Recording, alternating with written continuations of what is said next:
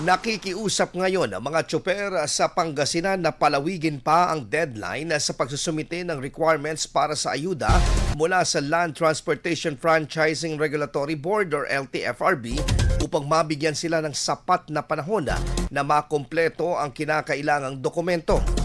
Hinaing ng ilang tsoper sa Dagupan City, marami sa kanila ang hindi agad nakapagsumite dahil sa huli na nang nilang malaman na itinakdang deadline ay sa noong Marso 17 ng taong kasalukuyan.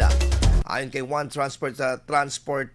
Pangasinan Transport Federation President Bernard Tuliao, magbibigay ang Department of Social and Welfare Development ng 5,000 pesos na ayuda para sa mga tsoper habang wala pang inilalabas na eksaktong halaga mula naman sa LTFRB.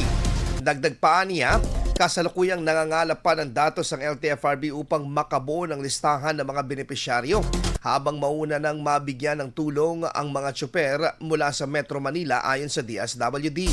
Sa kabila nito, umaasa naman ang mga tsoper na mabibigyan pa sila ng pagkakataon na makasama sa listahan ng mga makakatanggap ng ayuda sa pagpapalawig ng deadline upang maibsan ang kanilang gastusin dulot ng pagtaas ng presyo ng petrolyo.